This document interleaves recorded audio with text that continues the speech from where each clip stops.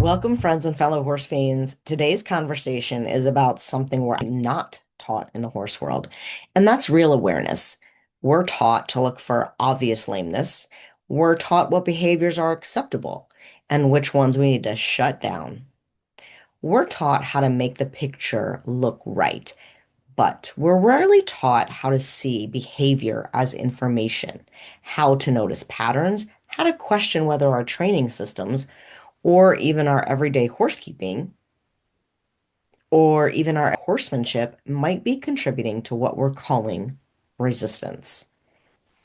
And that's exactly why awareness is the first module of my online course, Reconnect, Rebuild, and Ride with Heart. I'm Anna Fox of Equus Enlightened, and this is the Thinking Horse and Rider, the podcast dedicated to training you to become the best possible partner for your horse. Here, we explore the science and soul of horsemanship. We dive into equine behavior, the psychology of partnership, and compassionate training methods that help you become a thinking rider who creates a thinking horse. Because when you understand how your horse's mind works and show up with empathy and presence, everything gets easier and a whole lot more fun. My goal is to keep riding easy and fun for everyone, while helping you deepen your connection, find more flow, and maybe even create your own unicorn along the way. Whether you're working on dressage movements or just trying to understand why your horse did that thing they did, we'll explore the research, the real talk, and the small shifts that make a big difference in and out of the saddle.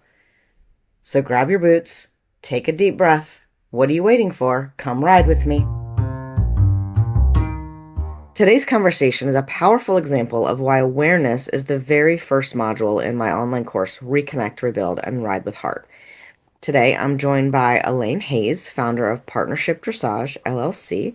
Elaine's work and her entire business model shifted dramatically after being confronted with the realities of ECVM in horses she loved and trained.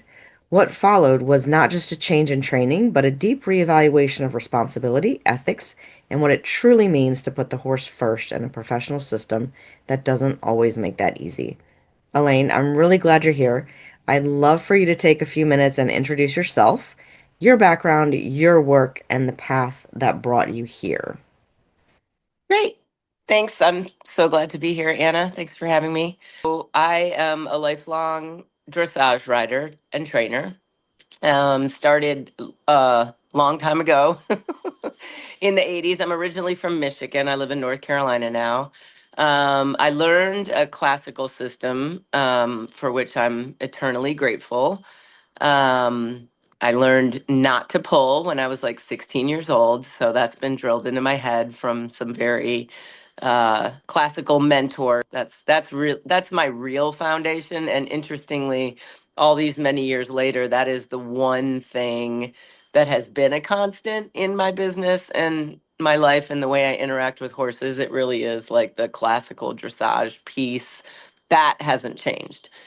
Everything else has changed, but that hasn't changed. So, I'm just your typical horse trainer, dressage instructor, worked my way up the levels, didn't have a bunch of money, didn't have a fancy horse, and didn't do the young riders because of that. At the time I was a young rider, I had a Holsteiner thoroughbred mare who, speaking of ECVM, I'm sure she was affected. This is long before I knew about it, but she was difficult. Somehow I got her to fourth level, but it wasn't pretty, and she was not going to be my young rider horse. And then of course I ended up selling her, which in hindsight, that there's a whole ethical problem with that sort of thing, dumping horses that are not okay. But of course I didn't know any of that at the time. But sort of propelled me into, well, I need to get a better horse, as in the traditional dressage model. What can the horse do for me? I need a horse that can compete. I need a horse that can go up the levels.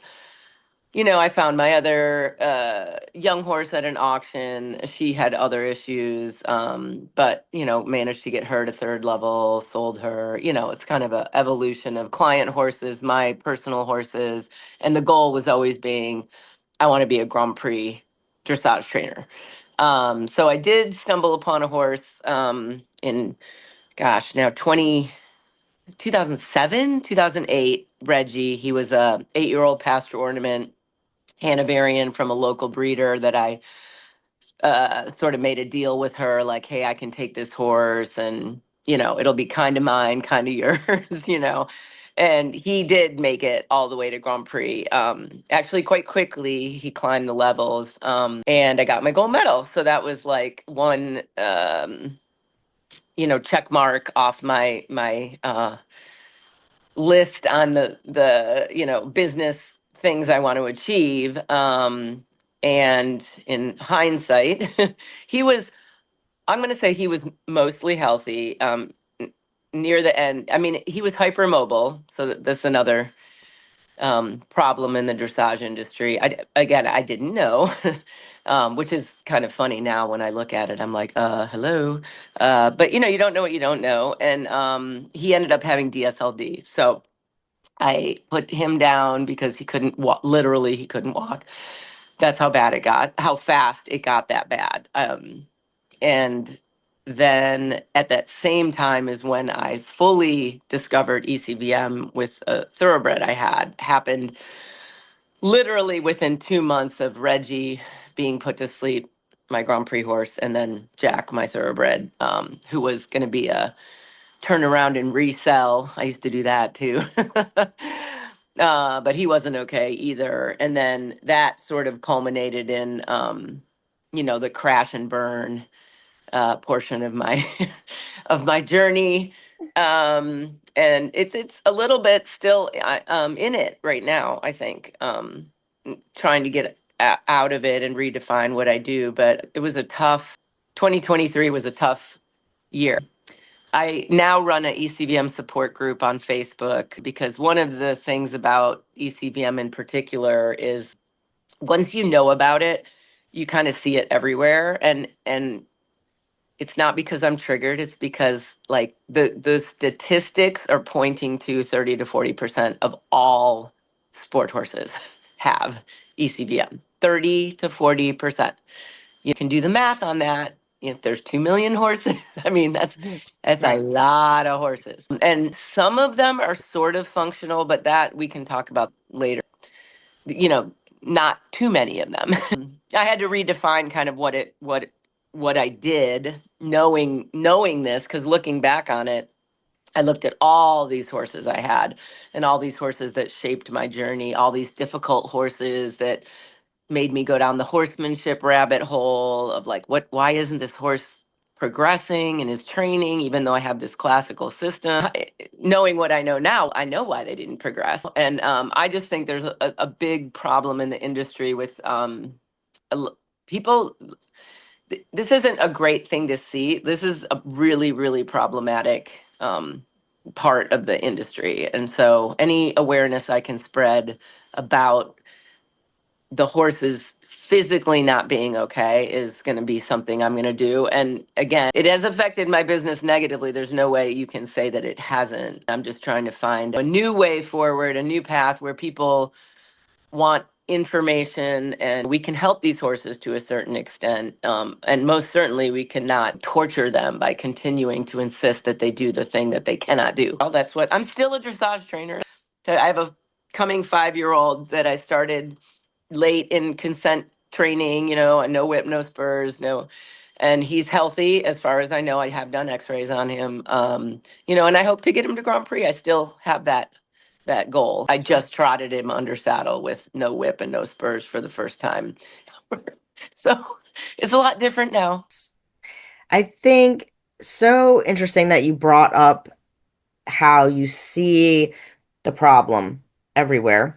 And from my background, we talked a little bit before we started recording, and I mentioned how I was like, there's part of me that regrets that I went the whole college route and didn't just go horses right from the get-go. And there's another part of me that doesn't. One of those things is that I studied sports medicine in college and was a certified athletic trainer. When I was in college, so this was mid late 90s, everybody was doing, for runners, everybody was doing orthotics, corrective Mm, shoes, mm, right? mhm. And then what we realized was that those were making everybody lame. Yeah. So then everybody went to You trade Vibrams. bone issue for soft tissue issue. Right. Everybody went to Vibrams and barefoot running, and then realized, oh, well, shit, that's making everybody lame too. So, you know, we do this in the human world too. We think that we see a problem and then we do all these things for that problem, and sometimes it's not just that problem. It's a Hmm. combination, or you know, maybe they do have a little malformation, but they're functional. Hmm. Whereas you could have a horse with ECVM that is not at all functional, right? And that also reminds me of a study when doing continuing education credits for my athletic training. I was watching a presentation from a South African physical therapist, and he had done some studies with humans. They studied rodeo cowboys and sedentary workers for 20 years, him and a group of doctors. What they found out was at the end of this 20 years, the rodeo cowboys had were happier and had a better quality of life with less pain than the sedentary office workers, Mm. right? Some of these people have broken every bone in their Yeah. body, Yeah. right? But they're active. But They're they're active active. and they love what they do. Right. So then, then I start to think, okay, well, if you have a horse that has little issues, maybe not ECVM, but other little issues. Hmm. Maybe they just couldn't go any Hmm. further, but could they be a perfectly happy lower level or trail horse or barn mate or something for somebody else and have a really good life Yeah, in that? 100%. And it's Sure. funny. Yeah, you mentioned that particular horse because that particular horse, of course, 100% that would have been perfect. But guess what happened? Oh no. She got bred. Oh, She got bred.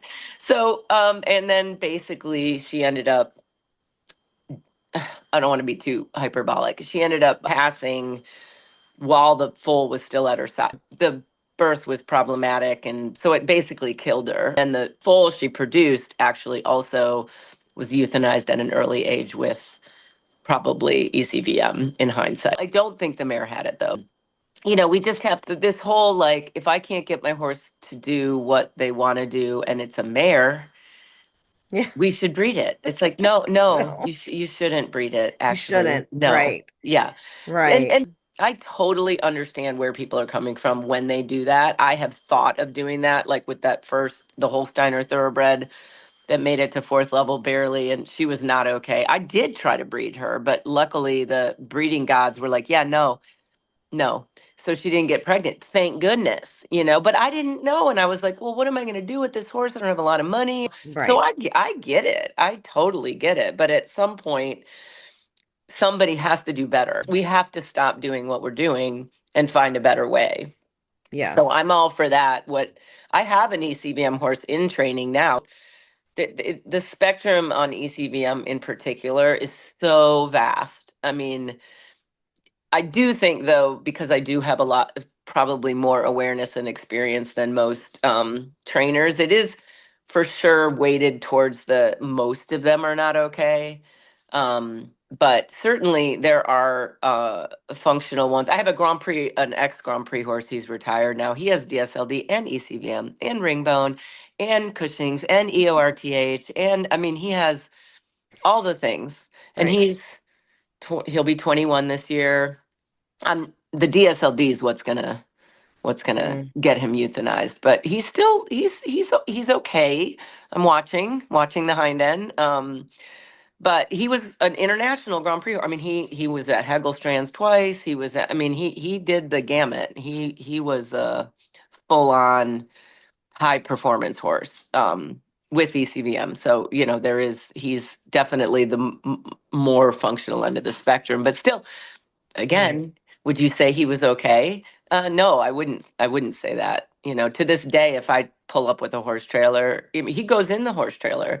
He's Right. absolutely terrified of being confined. However, he 100% consents to that because he hates pressure more than anything else. So he'll go in the Hmm. box and stand there shaking. and fly to Europe. And he's fine. They would say, "Oh, he loads great." I mean, well, yeah, he does. He definitely walks in the horse trailer for sure. Right. So, we have to define what we're talking about, I think, in the horse industry. And oftentimes we're talking about these things and nobody's defined it. So, what are Yes. we talking about? What is consent? You know what I mean? Like, you can't just throw these words around. I would love a little bit more dialogue in the industry about what exactly we're talking about so everyone can have a clear understanding of these words.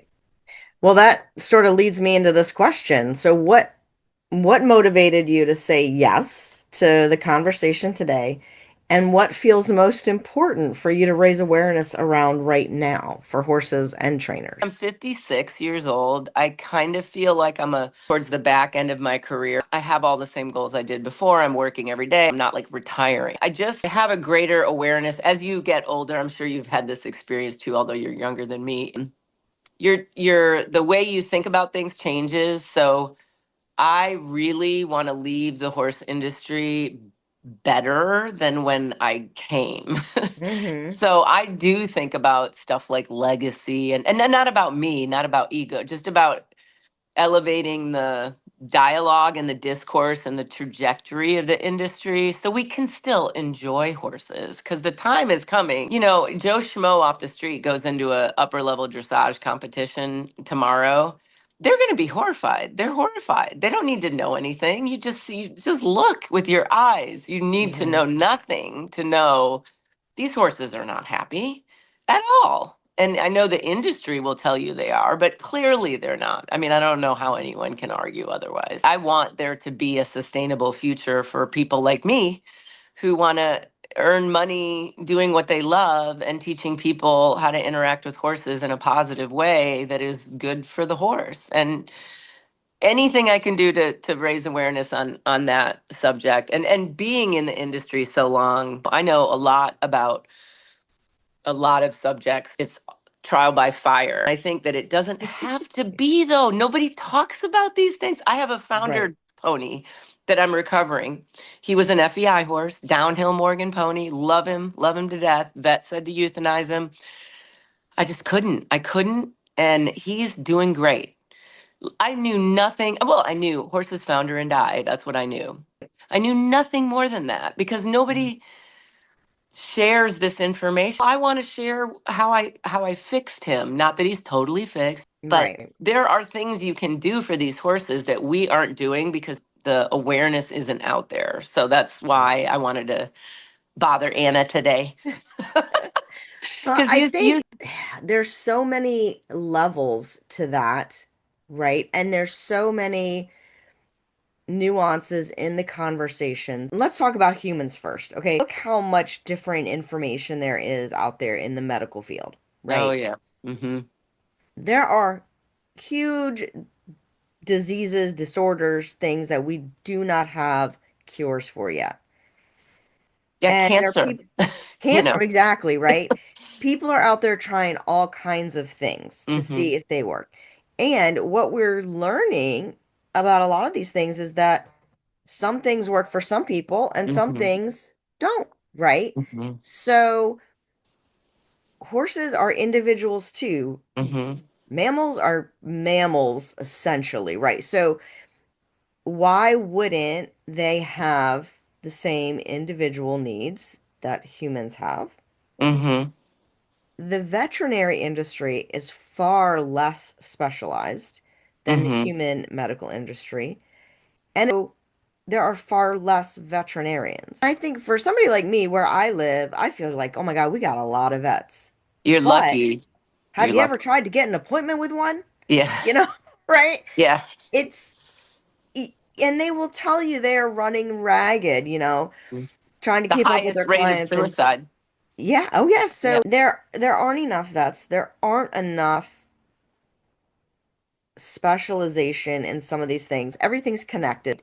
And a lot of it comes back to money and the Mm-hmm. money to research these things and the money to have the diagnostic toys that Mm-hmm. would really help. Like ECVM, there's a protocol for x-raying, but Mm-hmm. it's not great. No. right? Yeah, the CT is the gold standard, but the CT is big money. It's big money, right? Yeah. That's cost prohibitive for most Yeah. people. Yeah. And so we have these little problems that are just features of the system that we are in. And Hmm. how do we raise awareness and then not have people immediately make a judgment? I did the complete opposite for my horse that foundered, and he survived too, and he's thriving and whatever. Oh, So yeah. you're Hmm. wrong. Yeah, that's why I don't actually share much about the founder pony for that Right. And for that it's, very reason. yes, I it I is. did one protocol and it has worked for him, but I know there are other things that work for other horses and they have also recovered. So it's like I don't want to bang the drum of like this. Just know that when you're given a diagnostic by the vet, like you there are options. And the vet, I mean, my vet is great. He was looking out for the horse. I mean, there's no doubt that he was suffering. So I appreciate his opinion, but we're all just guessing, really. I Right. mean, Right. I I think we're all just guessing and we're all living our own experiences. And so can we just be nice about it, hmm right? yeah, And I think that would go a long way towards helping people talk about these things because like you're not sharing your recovery journey because you don't want the backlash that you're yeah, going to get. right. And Yeah. that's not cool. No. People are missing out. Right. And I And don't fit the if box. You know what I right, mean? Like I have done this specific protocol, but the people that taught me, I don't go far enough for them. I do think there are other things that work, I right. just like I have him on a medication. They oh, you don't need that. It's like, well, you Mm, know what? I want to make sure that he has that because I noticed a huge difference when I put him on that. So right. it's like I'm going to make a nuanced personal decision for me knowing what I know. And yes, this had value, but I'm not interested going on Facebook and getting bashed. My vet Right. already makes fun of me for doing what I'm doing. And but again, what does he care about? He cares about the horse. Does he see Right. the horse getting better? He's taking the x-rays, he's seeing the improvement. So he's like, I don't know, that seems crazy, but okay. And that's what I love about him. And I just wish there was more of that in the horse industry where you can kind of shrug and you know what? Is the horse thriving? And if the Mhm. answer is yes, who are we to judge Right. how we got there? Yes. So then we have to define that term, Elaine. What is Thriving, right? thriving? Hmm. What does that mean for domestic horses?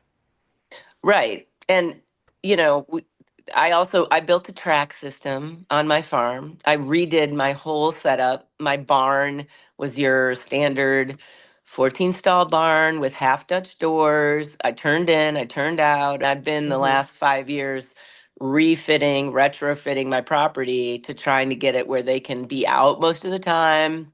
They have access to shelter. These are not cheap things. These are not Yeah. I don't have a lot of money.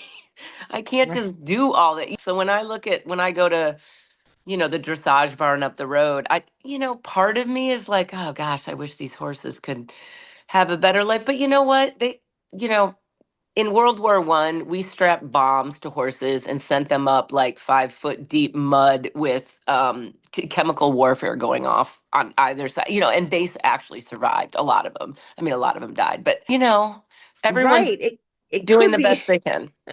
it could be worse. And that is such a tricky conversation to have with many people because it has been worse. It could be worse. For instance, people who are, completely against riding, what would happen to all of the horses if we were just banned from riding? Yeah. A lot of people are not in a place where they can keep horses just as pets. I mean, a lot, look at how many people board their Mhm. horses. And there are people who have property and have land and have horses, but are they going to be willing to pay for those horses if they don't feel like they're getting what they want out of having those horses? Right. And that's the elephant in the room, really, right there. That's a Right. big elephant. It is, but it's okay to talk about, Hmm. and we don't have to get angry at each other. We can just be aware of if let's say horse racing, just one industry. If horse racing was banned tomorrow, people think there's a slaughter problem now. Right. Well, but of course we ban slaughter in this country. So Right. then that's like the perfect example of what is wrong. Yeah. It's like, no, no, no, no, no. Now you've just added a 13-hour death ride of Right. torture to Right. an animal that you're going to euthanize. And in Mexico, it is not regulated. I mean, it's horrible. Right. So it's like, Right. what are we doing? And why can't we have the conversation? I would like to see slaughter facilities reopened. Oh my God. Like, I'm not going to put that out on Facebook. Of course, I just put it on this podcast, but you know what I'm You saying? just Like, right. You just said that out loud. and I'm with you. I'm totally with you. Like, for the horses. Yeah, I mean, when I lived in Germany, that it's a normal part of what happens. There's not the stigma around it. But it's more of a normal thing there. And Right. they, Well, they don't have the land. I yes, mean, there's many factors, yeah, right? I mean, I'm So, fortunate to be able to bury on my property, but lots of people are not. They right. don't have enough land. It's too close to a water source. And we euthanize in this country with the barbiturate, which is Right. toxic. And Right. in Europe, they don't do that. So, Right. there's all that too. Yeah, that's a whole nother discussion. Yeah. How do we do euthanasias, right?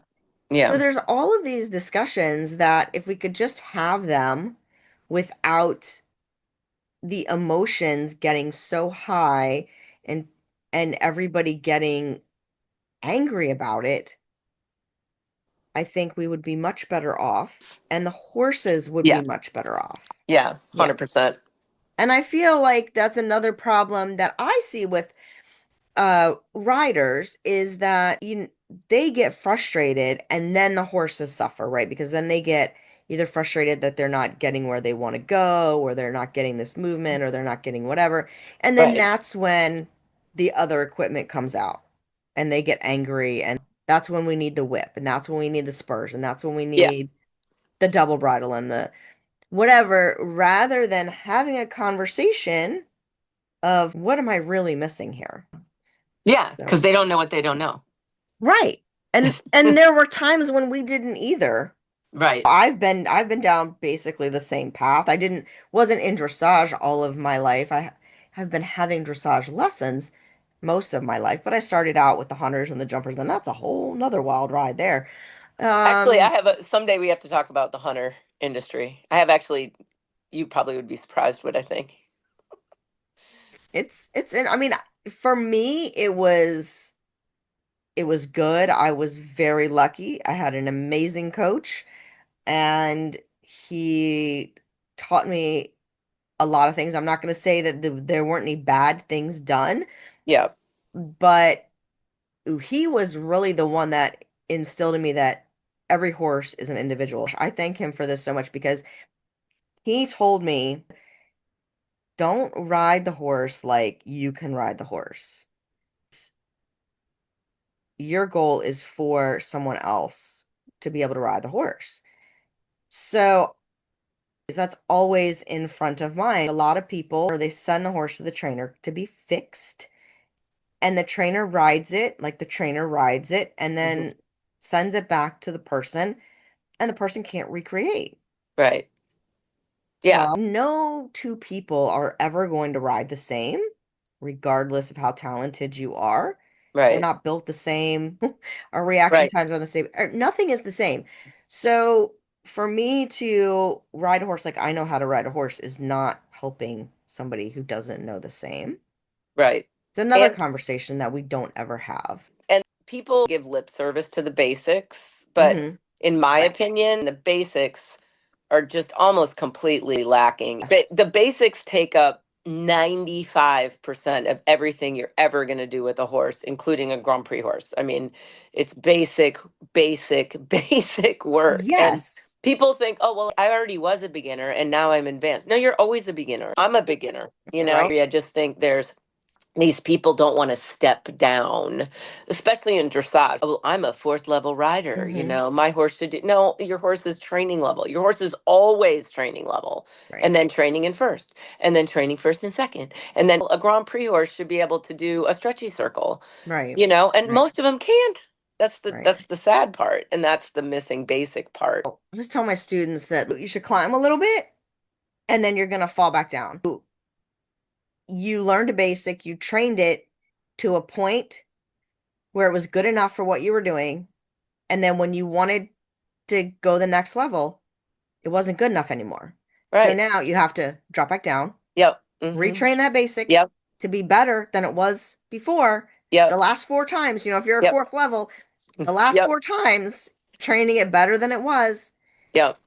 you know, and every time you're refining, it shouldn't be getting harder, it should be getting easier, Right. But right? also more nuanced. So you Yes, understand, like, oh, wow, that tiny little thing that I didn't even notice the first time. Well, that's right. actually a really big deal Mm-hmm. now that I'm at fourth level.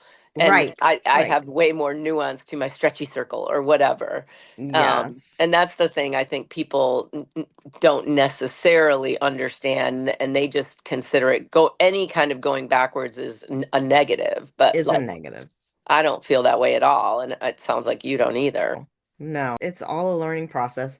This is the only sport that I am aware of where we latch ourselves onto one person Yeah, yeah, as our coach, trainer, whatever, and we do not have other coaches. yeah, And people would say to me, well, you're used to working with team sports and there's multiple positions. Da, da, da." No. Do you know how many coaches a golfer has? yeah, Like an international level golfer, do you know how many coaches they have? yeah. Well, I'd imagine a lot. Right. They have one for everything, Yeah, for every type of swing, for nutrition, for yeah, fitness, for psychology. They have one for right. everything. Yeah, Core yeah, strength thing. And we have one human who we expect to walk us through the whole entire process yeah, of yeah, working with another living being. right. It's I not always fair to tell, us. I encourage my students always to go to clinics, and I always say, at the very least, you're getting information about what you don't want to do. Let's say you go and Yes. it's the opposite of what you're used to, and you learn some things, but you realize, ooh, that really did not work for me. Then, okay, this isn't a system that is going to work for me and my horse. And you have learned something. It might be what you're not going to do, but that's also valuable. Because It again, like we is. talked about before, you got to define what you're not willing to do before you can define who you are, what I want to do.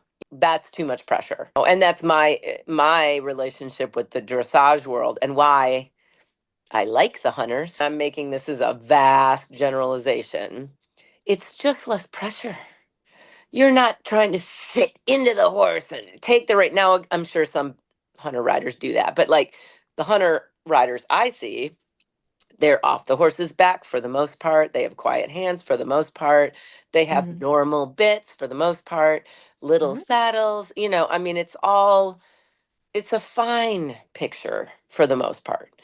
And then you have dressage, to me, on the other end of the spectrum, where it's like, this is terrible. Like, it's just terrible. I don't know. It's Hmm. so disheartening. And there are good dressage riders out there. I'm not saying it's all like that, but it's so intrusive. Hmm. It's just like an abusive, even if they're not trying. I'm not saying they even are aware of the amount of pressure, in my opinion, just off the charts with most of these dressage horses unnecessarily. But again, that's how they were taught. You got to connect the horse. Oh my gosh, that's not connecting the horse. Right. Not, Again, we need to start defining terms before we're using them because, and I think for me, there's a lot of those things that are lost in translation. oh yeah. And then people just ignore it because they're like, oh well, it's so complicated.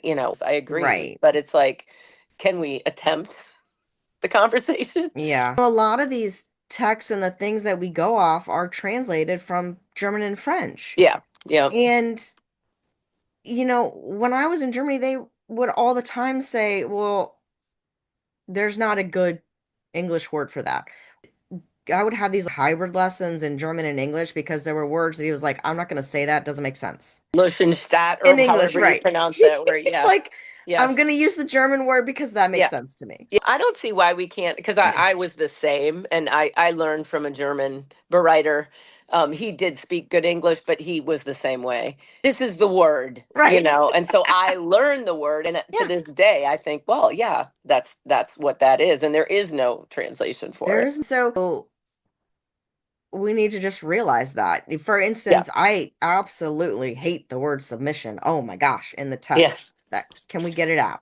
Yes. Get it out. Please. So if we make one goal, Elaine, we can do that. Yeah. Let's do that. I'm Erase totally for that. submission from the test. Yes. I hate that. That would be great. Yeah. But another one of the things is contact. I have a training horse that goes much better bitless. It has an old Hmm. hyoid injury and some neck issues. And a lot of neck issue horses go much better bitless for True. obvious Hmm. reasons. The hyoid isn't affected, blah, blah, blah. So this Yeah. horse is like third level. We did show him last year bitless. We got an exemption from the USDF, but the owner's spending $800 to go to a horse show to not get a score. I know. Well, we got a score, but it's not official. And Right. the horse would have won or gotten second in every class he went in, but nobody knows that. Nobody sees that. And why is that important? Well, she spent $800. We've trained this horse really well. He's happy bitless. And the judges' comments were great.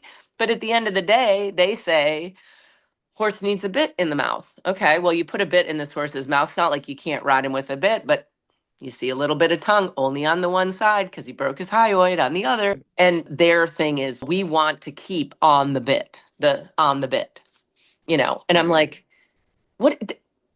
Yeah, that's That's another it. one. Yeah, Right. I never say that. Never. That's another one that's completely lost in translation. But this is a massive problem if you're a dressage rider and your trainer tells you, well, you need to get the horse on the bit. It's like, oh my God, no, can we just not ever say those words again? Because that Yes. is not what you're trying to do. Like what people think of is just immediately wrong because the Right. verbiage is wrong. Well, it's not a good interpretation. No. Right. But, again, I just seem to be out there, in the weeds, yelling from the sidelines. I do definitely think we're headed in the right direction. I think And so. I definitely think there's a growing awareness Yes, of the way we're doing things is not sustainable. There is a growing awareness. One of the reasons there why I is. started the ECVM group. I think that a lot of people are going to start finding out about it the hard way, Right. unfortunately. And I do think it's changing. It for sure is. And it's just slow. And we need people like you to help Yeah. guide it in a better direction for the horses. There's definitely momentum, which I think is great. Great. It's hard work though. It's like the Buddhist monks. You got to get up Right. every day. And do You it. got to I go know. out there and do it.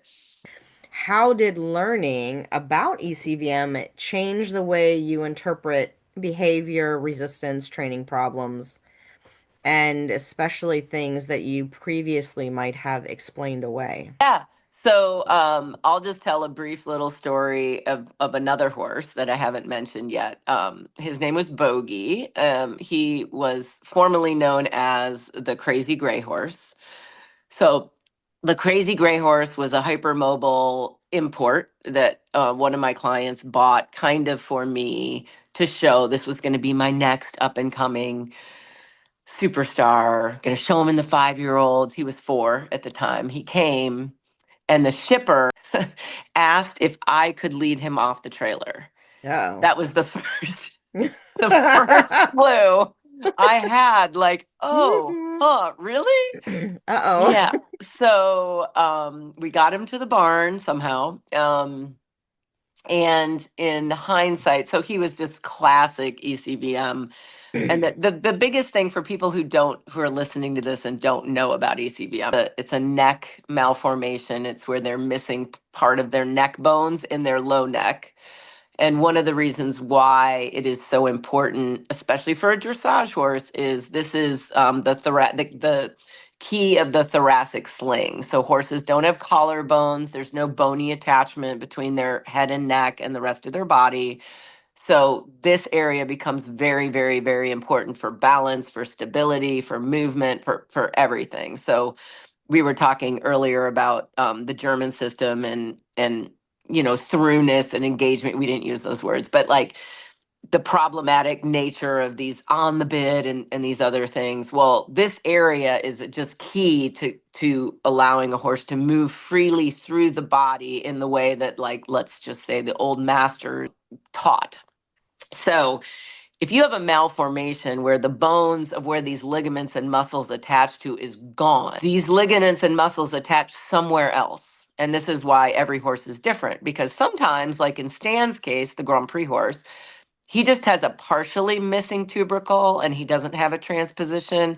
I suspect, I'm not actually going to send him for dissection because, again, I'm not putting that horse on the horse trailer. I suspect that his longissimus coli muscle, which is little tiny muscles that attach the vertebra together, stabilizer muscles, I suspect that that muscle actually still attaches to C6. It's just shorter on one side than the other, which is I suspect why he's pretty functional with the ECVM. But many other horses are not. I've been to multiple dissections, and I know you just did a dissection. It is insane what some of these were. I have seen once you start getting in there, and this is why I hope more vets can get access to dissections. It is crazy what happens in an ECVM horse. And we're talking about the most important area for a horse's stability and movement and balance. Back to the crazy gray horse. The one of the constants about ECVM is they actually get worse with age, okay? Because these attachments in the beginning, the horse's body does a pretty good job, I think, in rerouting these nerves and getting, and you're starting to strengthen them. As long as you're not over pushing them, it gets better. And the crazy gray horse did get better until he didn't. And then that's when I really learned about horsemanship, because I knew enough to be honest enough to look in the mirror to go, yeah, this horse is showing fourth level, but this horse is not. This he struggles with relaxation. This isn't correct. He's not using his back. He's a leg mover. I know what I'm doing. Why is he not getting better? Then we got into the communication, the horsemanship, the connection work, and he did get better. He did get better. That definitely helps. But again, the ceiling, when I was listening to him, it got lower and lower and lower until, like, my thoroughbred ECVM horse, I could not even walk him in hand in the arena in relax. That's how bad he got. And this is the horse I used to teach lessons on. So what I would say in response to your question is the biggest thing is when your horse isn't progressing and you kind of know in your heart they should be, that's my red flag. That's my we need to x-ray the neck. Because in the past, like with the bogey, I'm going to call him, my crazy gray horse, we never did x-ray his neck. And we x-rayed everything else, x-rayed his back, ulcer, Mhm. the whole everything. But in hindsight, I'm convinced I ended up basically giving away as a jumper because he like over jumped. That's the other thing in jumpers. The horse that over jumps, those are the horses you want, and that's what's getting bred in the jumper. That the jumper is, I'll tell you, in my opinion, higher than 40%, 100%. Well, So they're purposely breeding for it accidentally. I mean, I'm not saying they know about right. ECVM. Some of them do, but all they know is the horse over jumps, the horse clears the fences, the horse can do a Grand Prix. We'll just inject his neck every 3 months. And those horses are living like that. So if you bring a horse to me, you're signing up for the full reality and scope of what your horse can do. So I feel like people know that. And now I have less pushback because I'm not getting regular dressage horses that want me to take their horse up they understand that if there's a problem, I am going to look for a diagnostic answer. Um, Right. and that's probably the biggest shift in my business. And I just think it's just a way bigger problem than people understand it to be. That's hard because there's a lot of emotional weight that comes with realizing that a horse is physically limited or Hmm. compromised. And that's hard for an owner to come to terms with. Hmm. And then they also put the pressure on you as the trainer because you're the one that's supposed to make things work. Hmm. So even if it's not your fault, it kind of still is. Oh, and so where do we go with that? Well, in my case, I was just opening my mouth and writing posts and squawking about this. I don't actually know what people were saying, but I could feel, oh, she's crazy. She's lost her mind. I am 100% sure. And I've watched too many of these horses fall apart. Like I'm just not going to be part of the problem anymore. I want to be part of the solution. Fully understanding how difficult that is. But again, I think it's very rare somebody like you and we're it, dude. Like this is as good as it's gonna get. Like we're gonna have to like sort of drag the industry kicking and screaming or whatever needs to happen to get to a better place for the horses because it's 100% not going to happen from the top down because they'll just sell the horses. They'll Right. just rehome them like And I did. I think, unfortunately, what happens to a lot of successful trainers that we know that don't compete anymore is that they get to this point and they're having success in their businesses and they don't really feel the need to compete anymore. They don't want to put that on the horses. And then the competition world is not going to pay attention. Now, Yep. so again, that brings us back to the money factor. And I know, Pam and that group, like they're doing what they can do, but it's expensive to do these things. And so there does need to be, I think, a push more from people who are concerned and are willing to also help financially Yeah. to get these research things done. And I don't mean just individual people, but groups as well, Yeah. like our national federations who Yeah. are supposed to be there for the welfare of Right. horses. That's in their directives, Right. supposedly. Supposedly, Yeah. right.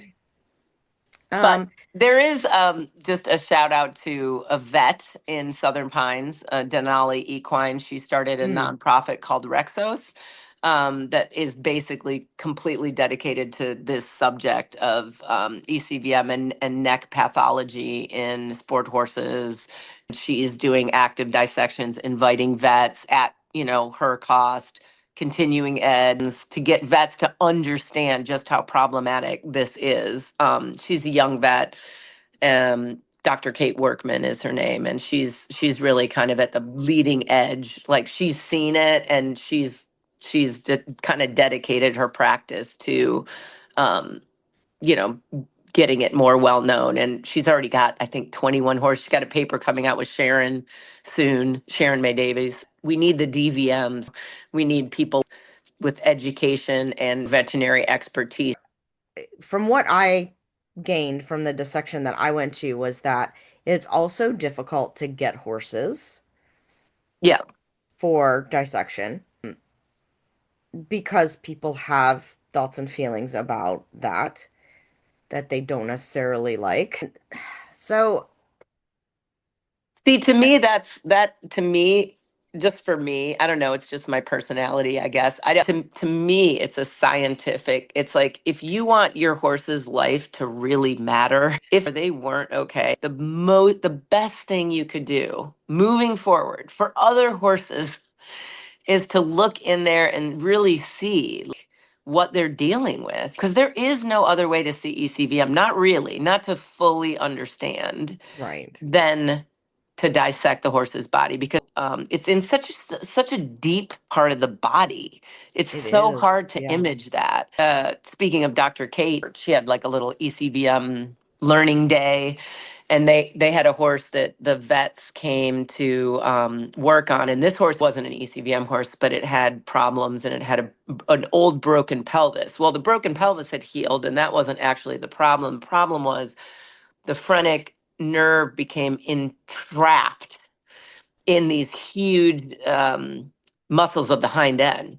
And she was like, there is no imaging. You could never find Right. this on a live horse. You couldn't. This horse was euthanized for behavioral issues, severe behavioral issues, telling them, I'm not okay. I can't do this. Right. And then they dissected it and found the problem. But it just never is that your horse has severe behavioral issues without there being a physical component. It really isn't.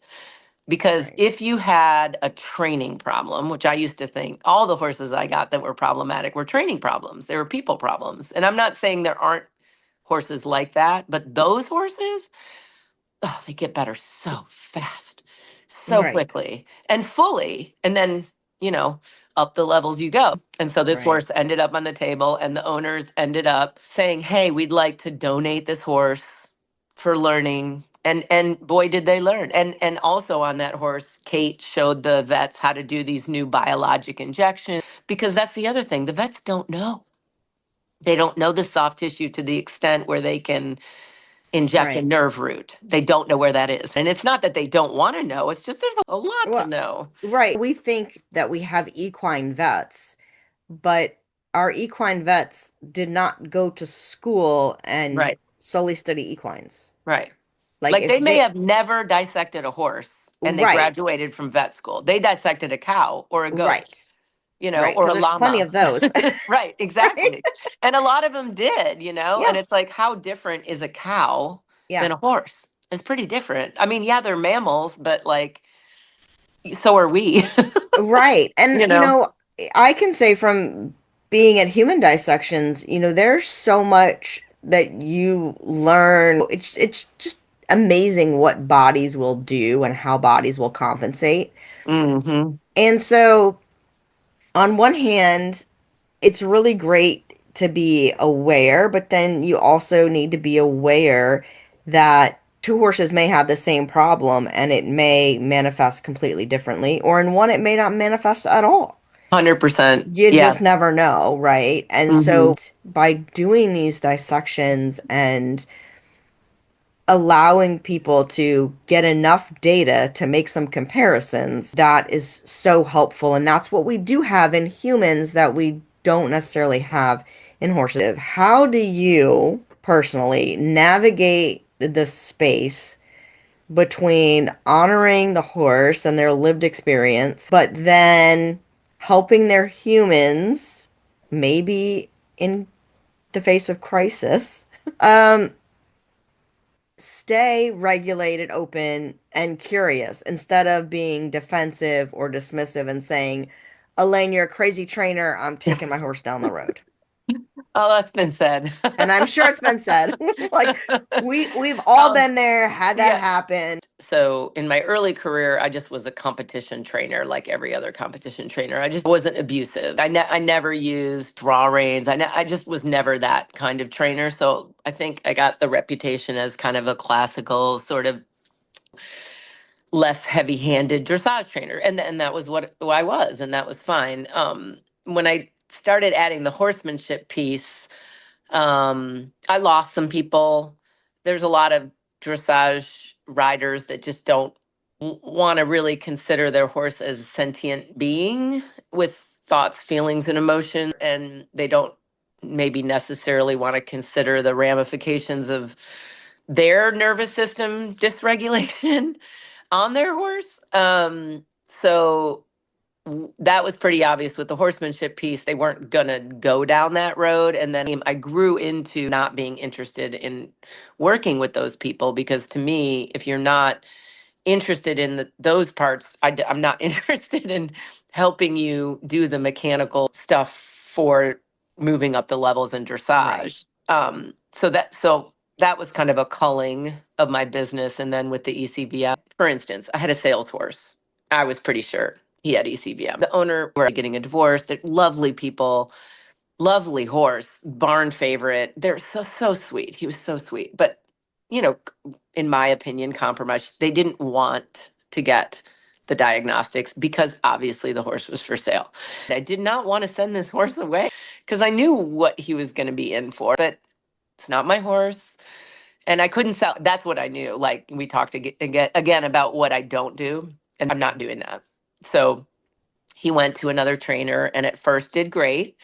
Oh, he's so much better, and then not so much, and more pressure came on, and he started, and then he became a jumper, and I mean, on down the road he went. The people that come find me now are definitely aware, like this is different. So if you're not interested in different, I'm not the place for you. To me, the biggest change in my business has been coming in the door. They already know I'm gonna unlearn a bunch of stuff and then I'm going to relearn a bunch of stuff.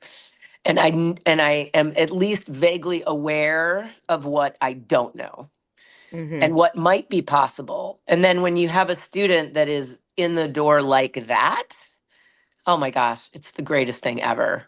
Because they're like, okay, today we're going to work on leading. And they're like, cool.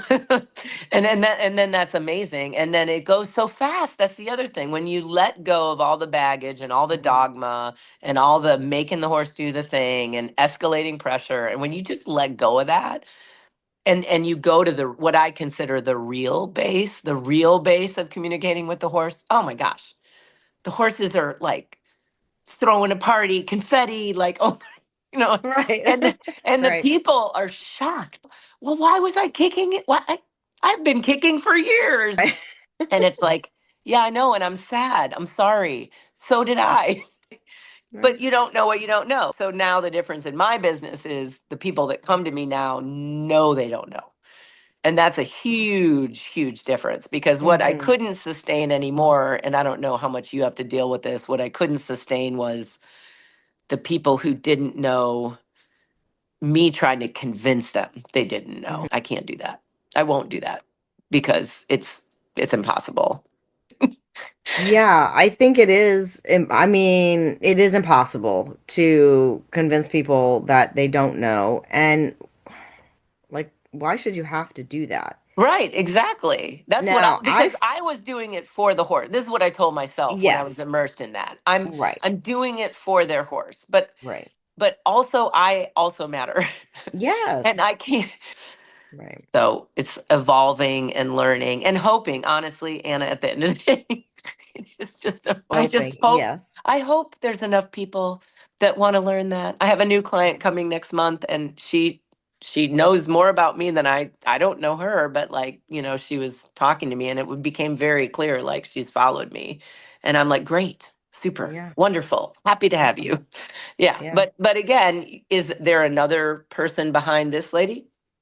I don't know. I don't know how I many know. of them there are, you know? Right. And that's the Yeah. scary part as somebody who is a single mom with the farm and my kids are going to college next year. I'm glad I saved money, but it's the part about the equine industry that nobody talks about. Yes. These starving trainer. Yeah, it's hard. Right. I find myself a lot in with people who are in the middle. I always say, well, gosh, I would like to really find the people that already sort of jumped off the cliff, but it's always the people that are sort of in the middle that end up finding me, and that's Well, that okay. Like, that's the universe telling you that you have a unique skill set right. that like I don't anymore because I tried to do that and I just failed. I'm not going to lie. So I hope there is because that role to me is super important. Like these people might have some small awareness and if you can with your online course and the, awareness module, which is amazing, first thing. And if Right. you have somebody that is willing to do that course, and that first module and get through that. And I hope it's a big one. I hope it's It a is. big module.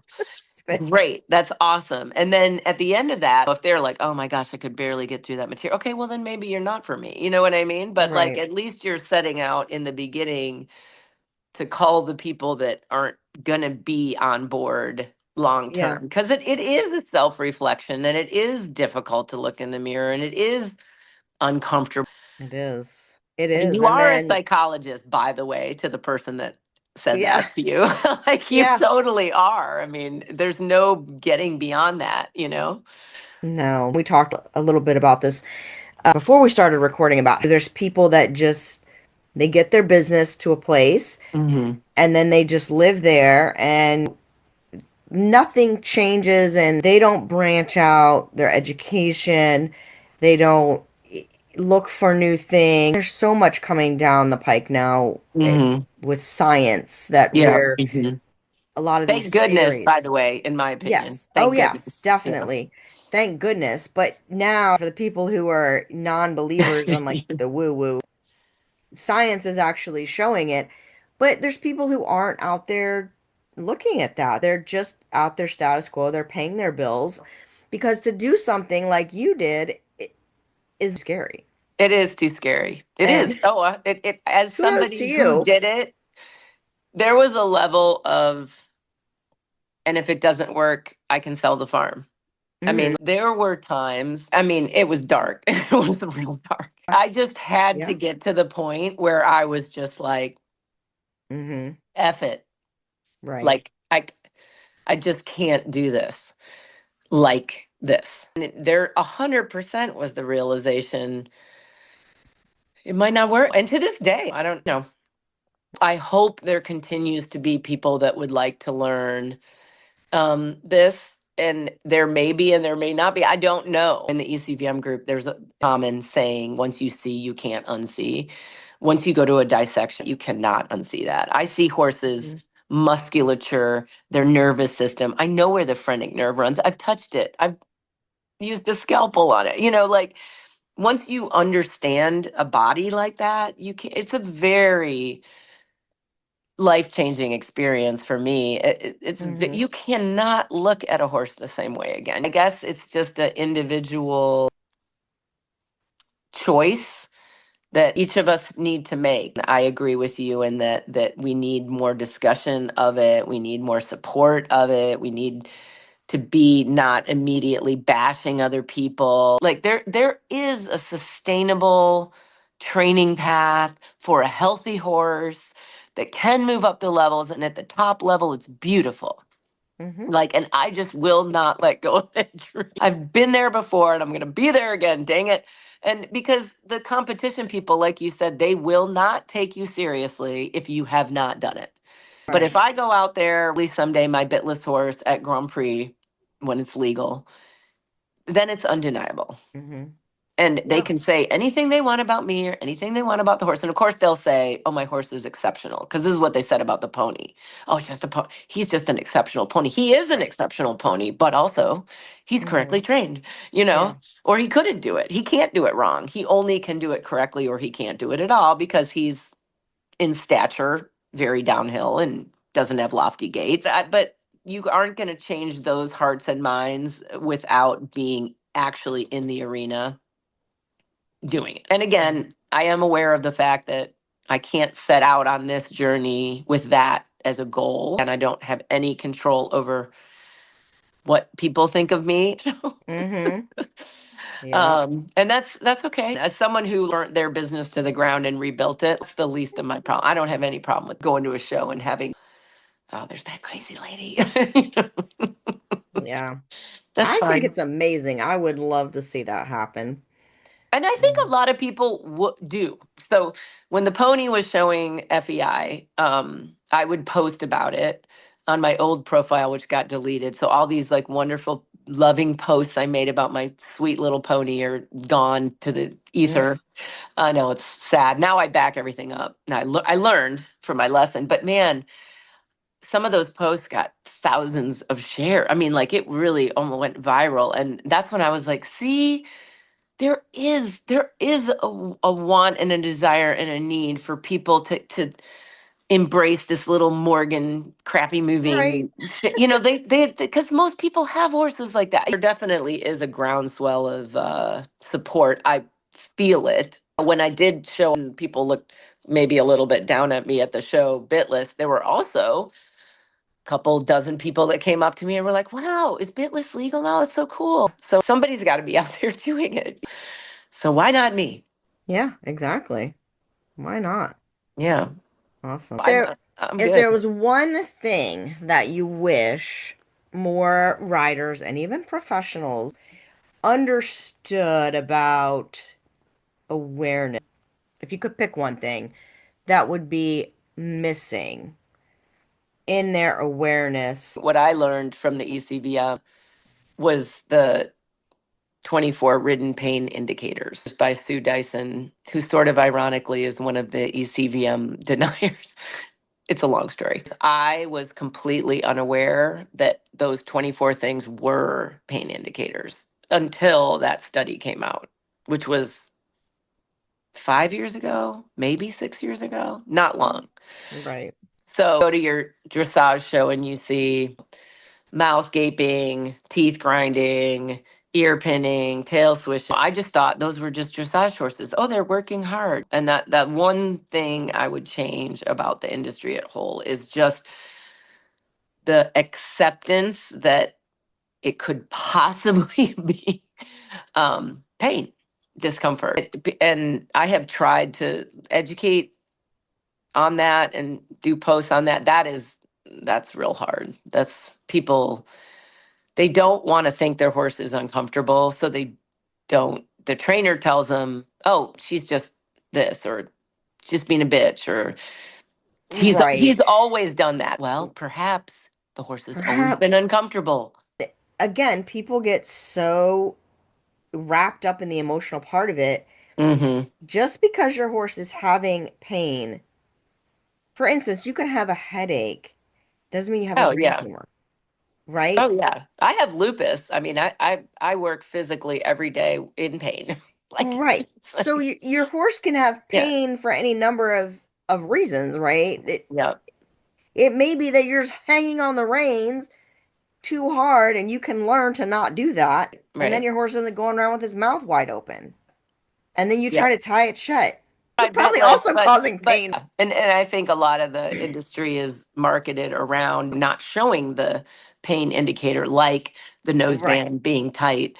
And there is a lot of seeing it in plain sight so Hmm. much that it is easy to kind of be like, well, eh, Yeah. you know, Right.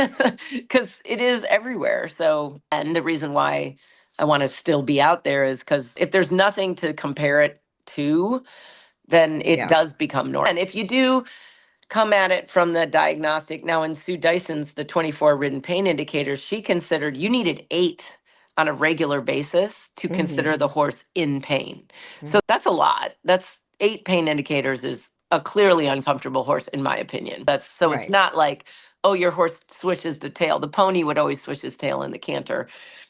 Again, was it discomfort? Yeah, probably. He is super downhill, and the canter was always his hardest gait. He's a 5 max cantering in the field, and he Right. was doing 1 tempies. So that's really Right. hard. Right. So, But is it pain discomfort or is it just hard?